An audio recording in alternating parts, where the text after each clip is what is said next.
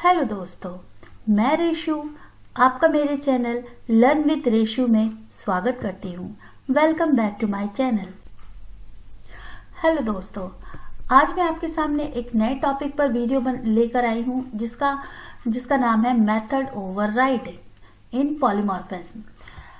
Method overriding क्या होती है, इसके बारे में जानने से पहले आइए हम पॉलीमॉर्फिज्म क्या होता है ये जान लेते हैं और ये कितने टाइप्स का होता है। क्योंकि मैंने इस टॉपिक पे एक पुराना वीडियो भी बनाया है जिसका नाम है पॉलीमॉर्फिज्म इन जावा पार्ट 1 मेथड ओवरलोडिंग। तो आप उस वीडियो को देखना मत भूलिए, क्योंकि उसमें स्टार्टिंग से मैंने एक्सप्लेन किया है कि क्या पॉलीमॉर्फिज्म होता है और इसे हम कैसे कोड में यूज करते हैं। तो आइए चलिए शुरू करते हैं। Let's start. तो जैसा कि आप जानते हैं पॉलीमॉर्फिज्म क्या होता है। पॉली मतलब मैनी और मॉर्फिज्म मतलब फॉर्म। ऐसी कोई चीज जिसके कई टाइप्स हों उसे कहते हैं पॉलीमॉर्फिज्म, या कई प्रकार हों उसे कहते हैं पॉलीमॉर्फिज्म। तो जैसे कि जावा में हम पॉलीमॉर्फिज्म कैसे यूज करते हैं, अगर मैं आपको ये एक्सप्लेन करूं तो यहाँ पर मैंने एक एग्जांपल लिया है शेप का। शेप जो होती है वो कई प्रकार की हो सकती है। ट्रायंगल भी हो सकता है, रेक्टेंगल भी हो सकता है और सर्किल भी हो सकता है। तो अगर हम शेप को ड्रॉ करने की कोई मेथड बनाते हैं तो हम वो ड्रॉ करने की मेथड को ट्रायंगल ड्रॉ करने के लिए भी कॉल कर सकते हैं, रेक्टेंगल ड्रॉ करने के लिए भी कॉल कर सकते हैं और सर्किल ड्रॉ करने के लिए भी कॉल कर सकते हैं। इसी तरीके से अगर हम किसी एनिमल की आवाज को कि वो कैसे बोलता है, इसके लिए अगर कोई मेथड बनाते हैं तो हम यहाँ पर कि कैट कैसे बोलती है उसके लिए भी मेथड बना सकते हैं।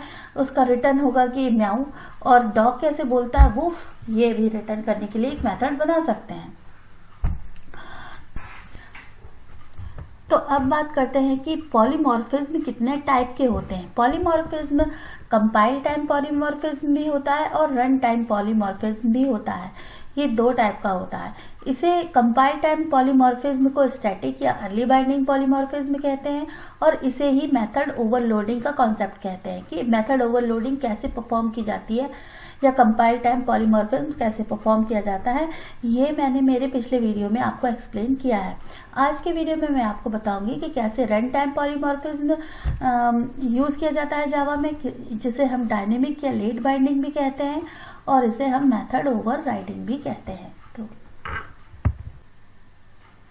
तो जैसे कि मैंने अपने पुराने वीडियो में आपको एक्सप्लेन किया था कि मेथड ओवरलोडिंग क्या होती है, आइए मैं यहाँ पर आपको फिर से ब्रीफली दोनों मेथड ओवरलोडिंग और ओवरराइडिंग में डिफरेंसेस को एक्सप्लेन कर दूं। तो मेथड ओवरलोडिंग जो होती है वो कंपाइलर के थ्रू होती है, और मेथड ओवरराइडिंग जो होती है वो JVM के थ्रू होती है। लेकिन मेथड ओवरलोडिंग का जो मेन कॉन्सेप्ट है कि मेथड ओवरलोडिंग में दो या मल्टीपल मेथड्स जिनके नेम सेम हो वो एक ही क्लास सेम क्लास में विथ डिफरेंट आर्ग्यूमेंट्स यूज होती हैं। लेकिन मेथड ओवरराइडिंग में सेम नेम की दो मेथड या मल्टीपल मेथड्स डिफरेंट क्लास में सेम आर्ग्यूमेंट्स के थ्रू यूज होती है। तो इनमें ये अंतर है। लेकिन इन अंतर के अलावा मेथड ओवरराइडिंग में एक मोस्ट इम्पॉर्टेंट डिफरेंस ये है कि मेथड ओवरराइडिंग में इनहेरिटेंस, जब तक क्लासेस के बीच इनहेरिटेंस ना हो या इजे रिलेशनशिप ना हो तब तक मेथड ओवरराइडिंग परफॉर्म नहीं की जा सकती। तो इन दोनों के बीच में एक बेसिक मेन डिफरेंस और है जो कि है इनहेरिटेंस। तो मेथड ओवरराइडिंग में क्योंकि दो डिफरेंट क्लासेस के बीच में रिलेशनशिप बनता है, इसलिए इनके बीच में इजी रिलेशनशिप होना चाहिए या इनहेरिटेंस होना चाहिए। लेकिन इन मेथड्स के नेम तो सेम हो, लेकिन इन्हें डिफरेंट क्लासेस में यूज करते हैं, और आर्ग्यूमेंट्स जो होते हैं वो सेम होते हैं। या तो नंबर ऑफ आर्ग्यूमेंट सेम हो सकते हैं, या सीक्वेंस ऑफ आर्ग्यूमेंट सेम हो सकते हैं, या टाइप्स ऑफ आर्ग्यूमेंट सेम हो सकते हैं। तो आई होप कि आपको मेथड ओवरलोडिंग और ओवरराइडिंग में डिफरेंस अच्छे से समझ में आ गया होगा। मेरे पिछले वीडियो में मैंने आपको मेथड ओवरलोडिंग के ऊपर डिटेल इन्फॉर्मेशन प्रोवाइड की थी कि कैसे मेथड ओवरलोडिंग यूज़ होती है और कैसे जावा कोड में हम इस कॉन्सेप्ट को यूज़ कर सकते हैं। मैंने कई एग्जाम्पल्स भी अपने वीडियो में शो किए थे, तो आप प्लीज़ मेरी पुरानी वीडियो जो मेथड ओवरलोडिंग पे मैंने बनाई है उसको पूरी वीडियो को देखिए और उससे आपको समझ में आ जाएगा। आज मैं मेथड ओवरराइडिंग को डिटेल में एक्सप्लेन करूंगी और अब मैं आपको कोड एग्जाम्पल के थ्रू एक्सप्लेन करूंगी कि कैसे मेथड ओवरराइडिंग परफॉर्म की जाती है जावा में। तो चलिए शुरू करते हैं। तो आइए चलिए मैं आपको एक प्रैक्टिकल एग्जाम्पल के थ्रू बताती हूँ कि कैसे मेथड ओवरराइडिंग को हम जावा में यूज़ करते हैं। तो मेरे पास दो क्लासेस हैं, parent and child. Child class में मैंने एक शो मेथड डिफाइन की है जिसमें मैं प्रिंट करा रही हूँ चाइल्ड शो। इसी तरीके से पेरेंट क्लास में मैंने एक शो मेथड डिफाइन की है जिसमें मैं प्रिंट करा रही हूँ पेरेंट शो। तो अब कैसे हम इन दो क्लासेस के बीच में मेथड ओवरराइडिंग के कॉन्सेप्ट को यूज करेंगे ये मैं बताती हूँ। तो देखिए इन दोनों क्लासेस में क्या चीज कॉमन है, वो है ये मेथड शो। तो मेथड शो जो है वो चाइल्ड क्लास में भी डिफाइन है और पेरेंट क्लास में भी डिफाइन है, लेकिन अगर हमें इनके बीच में ओवरराइडिंग करना है, मेथड ओवरराइडिंग करना है, तो सबसे पहला इंपॉर्टेंट रूल क्या है कि इनके बीच में इनहेरिटेंस का कॉन्सेप्ट होना चाहिए। यानी कि चाइल्ड क्लास को पेरेंट क्लास को एक्सटेंड करना चाहिए। तो चाइल्ड क्लास के आगे मैं यहां लिखूंगी एक्सटेंड्स पेरेंट, और इसके बाद जो होगा कि चाइल्ड क्लास और पेरेंट क्लास के बीच में इनहेरिटेंस इज ए रिलेशनशिप बन जाएगी। अब क्या होगा कि पेरेंट क्लास में जो शो मेथड है वो मैंने चाइल्ड क्लास में ओवरराइड की है। तो जब हम किसी मेथड को ओवरराइड करते हैं तो हम यहाँ पर एक एनोटेशन लगाते हैं एट ओवरराइड। जब हम किसी मेथड को ओवरराइड करते हैं पेरेंट क्लास से तो हमें यहाँ पर एक एनोटेशन लगाना होता है कि ये ओवरराइड मेथड है। ये एनोटेशन ये शो करता है जैसे कि अगर हम बहुत बड़े बड़े प्रोग्राम्स बनाते हैं या बड़े बड़े सिस्टम्स में काम करते हैं तो वहाँ पर हमें इतना याद नहीं रहता है कि हमारे पास दो क्लासेस हैं चाइल्ड पेरेंट। वहाँ पर तो हमें कई हजारों क्लासेस बनानी होती हैं। अब उन क्लासेस के बीच में हम कहाँ तक याद रखेंगे कि कौन चाइल्ड है और कौन पेरेंट है।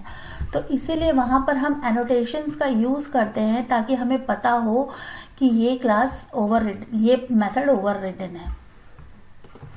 तो देखिए यहाँ पर ये शो क्लास जो है ये पेरेंट क्लास में भी डिफाइन है और चाइल्ड क्लास में भी, लेकिन क्योंकि ये चाइल्ड क्लास में ओवरराइड की गई है इसलिए इसे यहाँ ओवररिडन एनोटेशन से रिप्रेजेंट किया है। अब जब हम यहाँ पर मैंने एक और क्लास बनाई है टेस्ट ओवरराइड 1, तो यहाँ पर मैं इन पेरेंट और चाइल्ड क्लासेस को के बीच मेथड ओवरराइडिंग के कॉन्सेप्ट को बताऊंगी। तो जैसे अगर मैं पेरेंट क्लास का ऑब्जेक्ट बनाती हूँ, ऑब्जेक्ट्स कैसे बनाते हैं, इनहेरिटेंस का क्या कॉन्सेप्ट होता है, ये सब मैंने अब मेरे पिछले वीडियोस में अच्छे से एक्सप्लेन किया है। अगर आप चाहें तो मेरे पिछले वीडियोस को देख सकते हैं और वहां से इनके बारे में इंफॉर्मेशन ले सकते हैं। शो। तो अब देखिए जब मैंने पेरेंट नाम की क्लास का ऑब्जेक्ट बनाया है तो जब ये ऑब्जेक्ट शो मेथड को कॉल करेगा तो ये किस मेथड को कॉल करेगा? क्या ये चाइल्ड क्लास की मेथड को कॉल करेगा या पेरेंट क्लास की? नहीं, ये पेरेंट क्लास की मेथड को कॉल करेगा। तो जैसे ही मैंने पेरेंट क्लास के रेफरेंस को चाइल्ड क्लास के ऑब्जेक्ट से रिफर किया और यहाँ पर चाइल्ड इस ऑब्जेक्ट टू वेरिएबल से शो मेथड को कॉल किया, तो इसने यहाँ पर आउटपुट में चाइल्ड क्लास की मेथड को कॉल करके चाइल्ड शो प्रिंट कर दिया। ये देखिए, चाइल्ड क्लास में मैंने ओवरराइड की थी मेथड, जिसमें मैंने ये स्टेटमेंट लिखा था चाइल्ड शो। तो इससे क्या समझ में आता है? इससे ये समझ में आता है कि मेथड ओवरराइडिंग के थ्रू हम रन टाइम पॉलीमॉर्फिज्म को अचीव करते हैं, और इसमें मेथड जो होती है उसका वही वर्जन ऑफ मेथड प्रिंट होती है जिसका हम ऑब्जेक्ट बनाते हैं।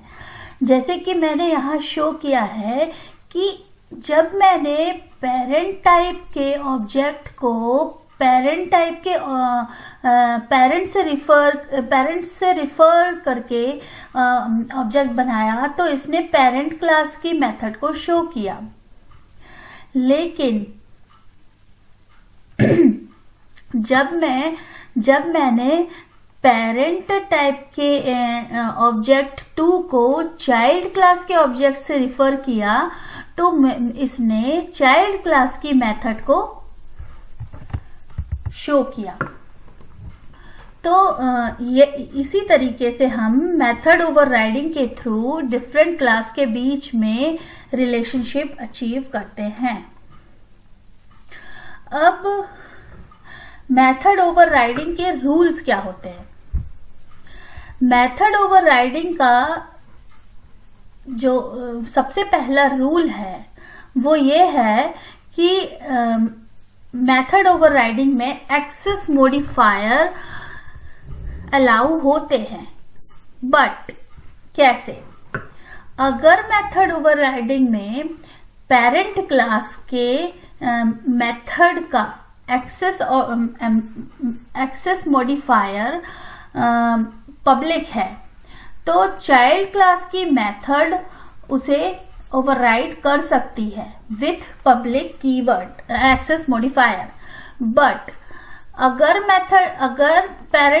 चाइल्ड क्लास पेरेंट क्लास की मेथड को ओवरराइड कर रही है, तो वो उस मेथड को जब वो ओवरराइड करती है तो उसका एक्सेस मॉडिफायर प्राइवेट नहीं रख सकती। अगर मैं यहाँ प्राइवेट रखूंगी कीवर्ड, तो देखिए, आप यहाँ देखिए, can not reduce the visibility of है inherited method from parent class. Parent, तो इसका मतलब है कि विजिबिलिटी जो है पेरेंट क्लास में इस शो मेथड की वो पब्लिक है। तो हम यहाँ पर उसकी विजिबिलिटी यानी कि उसका उसको जो मॉडिफिकेशन करने की जो राइट्स है वो चेंज नहीं कर सकते। मॉडिफायर्स चेंज नहीं कर सकते। ये पब्लिक था पेरेंट क्लास में, तो यहाँ पर ही ये पब्लिक या प्रोटेक्टेड हो सकता है, लेकिन प्राइवेट नहीं हो सकता। जैसे कि मैं यहाँ अगर प्रोटेक्टेड लिखती हूँ तो ये मुझे एरर नहीं देगा, लेकिन मैंने जब यहाँ प्राइवेट लिखा तो इसने मुझे एरर दी। इसी प्रकार से मेथड ओवरराइडिंग का दूसरा कॉन्सेप्ट है फाइनल मेथड्स जो होती हैं उनको हम फाइनल मेथड्स जो पेरेंट क्लास की, अगर मान लो मैंने पेरेंट क्लास में एक ये मेथड है इसे फाइनल कर दिया, तो ये मेथड जब मैंने यहां पर फाइनल कर दी, तो अब ये चाइल्ड क्लास में इसे एरर देगा, can not override the final method from parent. इसका मतलब है कि अगर मैंने पेरेंट क्लास में कोई मेथड है जो फाइनल की है, तो उसे मैं उसकी चाइल्ड क्लास में ओवरराइड नहीं कर सकती, मेरे पास वो राइट नहीं है। और जैसे ही मैंने इसे फाइनल कीवर्ड को हटा दिया, तो यहां से चाइल्ड क्लास से भी एरर हट गई और ये फिर से ओवरराइड हो गई। तो तीसरा जो है वो है कि पेरेंट क्लास में अगर कोई मेथड सेम सिग्नेचर की है जैसे कि चाइल्ड क्लास में जैसे उसे ओवरराइड किया गया है, तो अगर हमने पेरेंट क्लास में उस मेथड को स्टैटिक किया है,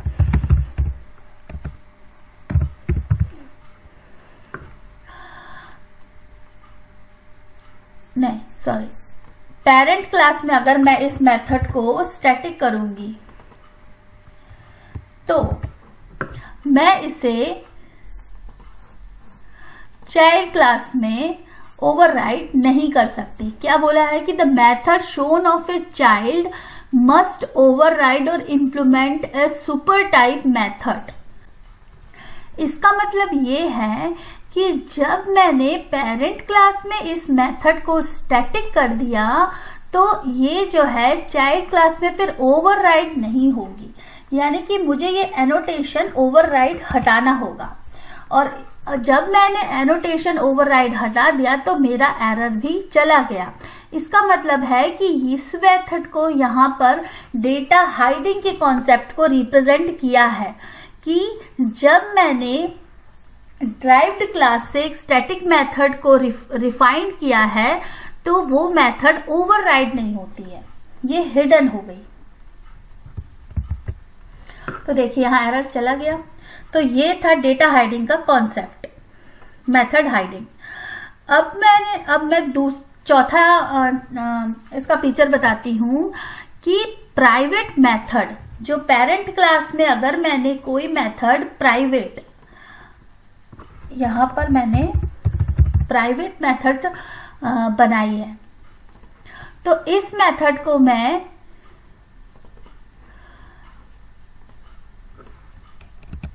ओवरराइड नहीं कर सकती।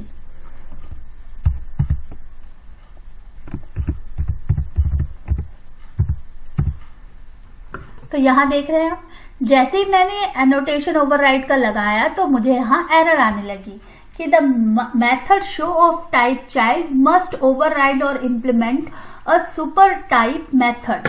मतलब कि पेरेंट में जो मेथड है ये प्राइवेट है, तो इसका जो विजिबिलिटी है वो क्लास के बाहर नहीं है, इसलिए मैं चाइल्ड क्लास में उसे ओवरराइड नहीं कर सकती।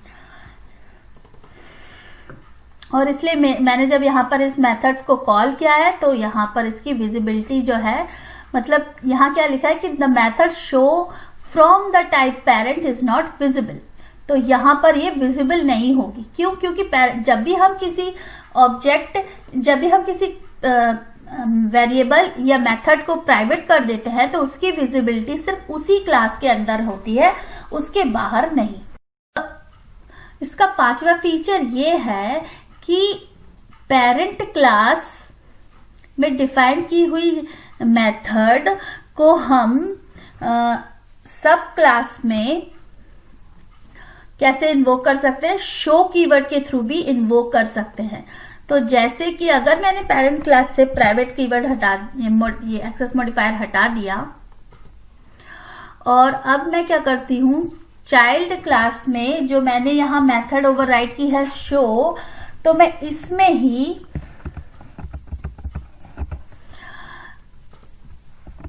सुपर डॉट शो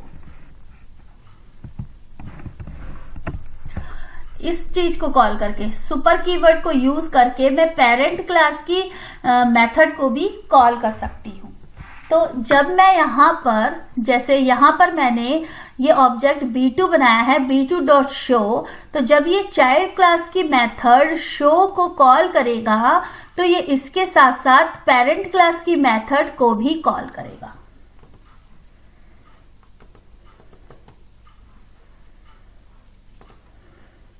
देखिए, तो यहां जब आउटपुट में आपने देखा कि पहले यहां पर अगर हम देखें तो पहले इसने पेरेंट क्लास की मेथड को कॉल किया। अब उसके बाद जब इस तरह जब मैंने इसका ऑब्जेक्ट बनाया चाइल्ड क्लास को रिफर करके, तो जब ये ऑब्जेक्ट में मैंने शो मेथड को कॉल किया, तो जब हम इस मेथड को के पास जाएंगे तो ये जो है सबसे पहले सुपर क्लास की मेथड को शो कर रहा है। सुपर डॉट शो से मैं सुपर क्लास की मेथड को कॉल कर रही हूँ, तो इसलिए इसने पेरेंट शो लिखा और उसके बाद इसने इस मेथड इस लाइन को रन किया और इसमें चाइल्ड शो आ गया। तो इस तरीके से जो मैं आपको समझाना चाहती हूँ कि क्या क्या डिफरेंस होता है मेथड ओवरलोडिंग और ओवरराइडिंग में, और क्या मेथड ओवरराइडिंग के कॉन्सेप्ट्स होते हैं, मैंने आपको इस वीडियो में अच्छे तरीके से समझाए हैं, एक एक एग्जाम्पल को शो करके, और इसके फीचर्स को भी मैंने एक्सप्लेन किया है। तो मैं आशा करती हूँ कि आपको मेरा ये वीडियो मेथड ओवरराइडिंग सब के ऊपर जो मैंने बनाया है वो आपको समझ में आया होगा। और इसी तरीके से मेथड ओवरराइडिंग और मेथड ओवरलोडिंग क्या होते हैं, वो आप उनके बीच में क्या डिफरेंस है और कैसे उन्हें जावा में हम यूज कर सकते हैं, आप अच्छे से समझ गए होंगे। तो अगर आपको मेरा वीडियो पसंद आया है और अगर आपको ऐसे ही जावा के और कॉन्सेप्ट्स के बारे में जानना है तो मैं आपको आगे और अच्छे वीडियोस बनाती रहूंगी। प्लीज मेरे चैनल को सब्सक्राइब कीजिए अगर आपको और नए वीडियोस को सबसे पहले नोटिफिकेशन पाना है कि मैंने अपलोड किया।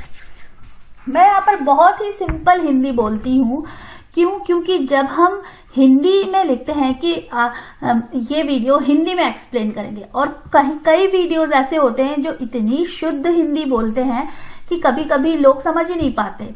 तो इसीलिए मैं बिल्कुल चलने वाली हिंदी में बात करती हूँ ताकि आप समझ सकें। और मैं आशा करती हूँ कि आपको समझ में आ रही होंगी मेरी बातें, जो मैं आपको एक्सप्लेन करती हूँ, जो कॉन्सेप्ट्स मैं आपको एक्सप्लेन करती हूँ आपको समझ में आ रहे होंगे।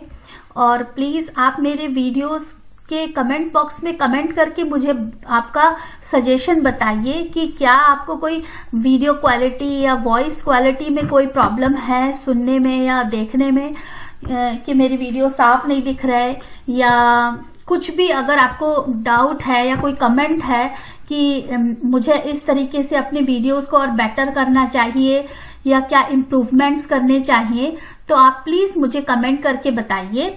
मैं अपने चैनल में और इम्प्रूवमेंट्स करूंगी। मैं न्यू हूं तो इसलिए शायद गलतियां हो सकती हैं, और उन गलतियों को आप ही सुधार सकते हैं, क्योंकि ऑडियंस ही बता सकती है कि क्या सही मतलब दिख रहा है या नहीं। कॉन्सेप्ट्स तो मैं बता सकती हूँ, लेकिन उनको वो आप तक पहुंच रहे हैं या नहीं, आपको समझ में आ रहे हैं या नहीं, ये तो बस आप ही बता सकते हैं, मैं नहीं बता सकती। तो इसलिए प्लीज आप मेरे वीडियोस में कमेंट कीजिए और मुझे बताइए। तो मैं आपका ज़्यादा समय नहीं लूंगी, और thank you very much for seeing my videos और listening my voice. Thank you very much, और ओके, बाय बाय।